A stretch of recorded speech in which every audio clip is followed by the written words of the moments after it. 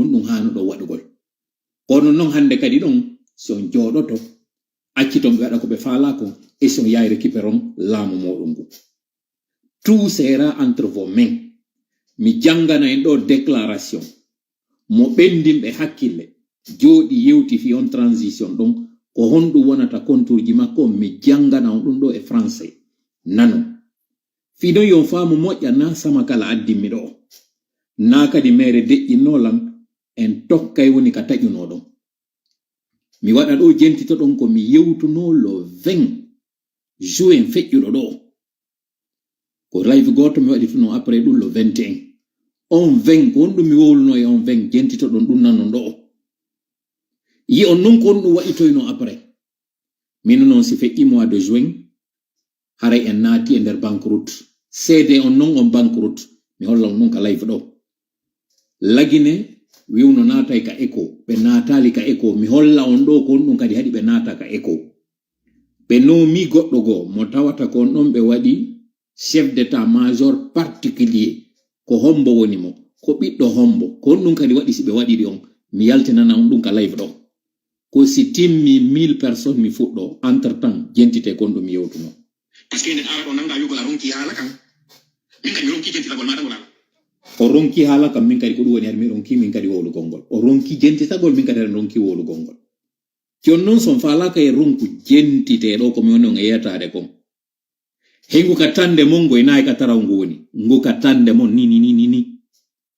ko ɓe heɓɓi waɗugol ngol noon son jooɗi keɗo ha ɓe waɗi nous revenons à la case de départ d'ailleurs même pas case de départ nous sommes partis pour encore 100 ans jentite moƴƴa dey ko homboy men bonni ma ko homboy men woni ala wadde golle moɗon ko ɗum mi faala yiwɗo ala yiwɗo mo kala mi wona seede hoore muɗum again 2020 mars sifa ko yiɗa waɗi hannde ɗo bon waɗino wurin ɓuri ɗum ɗon par ce que taw kamɓe ɓe joƴƴinani ɗon assemblée ɓe natali pankin ɗo ɓe validi ko ɓe wi ko ɓe waɗali président assemblée 2020 ɓe gandino ko bonno président assemblée amadou damaro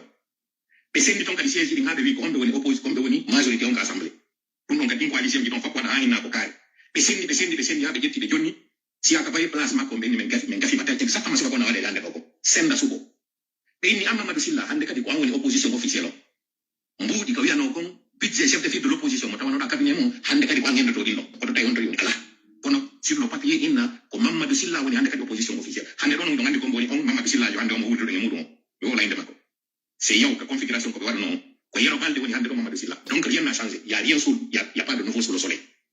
si Mamadou Sylla hande faati keɗo yero balde no huuli ko kanko hande ɗo woni on opposition officiel o sinama yo heɗo si ɓe sendi to ɓe sendi ha ɓe ɓokki ɓe waɗi geɓe ɗen ko kanko jonnete ngal geɓal ɗo donc en andine ɗon taw hewtali min miɗo yiyatade makko feƴƴi kon ko tawata ɗum ɗo yehi no hande lowre ɗum inama nde gaynama ɓeɗo ɓe nodde tali taw première assemblée maɓɓe o argol ngol fotta 2020 noon ɓay feƴƴi élection ji ɗi waɗi 2020 octobre 2021 woni janvier woni février woni mars en nangiɓe ɓe joƴƴini assemblée maɓɓe o si tawi ɗo ko présidence ɓe aɗo si ɓe ari assemblée ɗa ko assemblée on tawata joƴƴinede si présidence alañi o donc l' inverse donc après en nan ka inna assemblée joƴƴinama et presque en nan jiɓi présidence waɗa presque présidence on ko octobre waɗa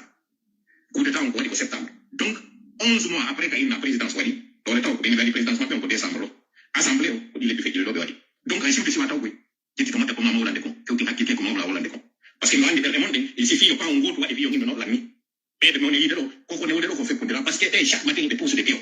oui chaque matin ka 2020 ɓe pousse de n'a pas peur de la guerre ko kanko no wolde ɗum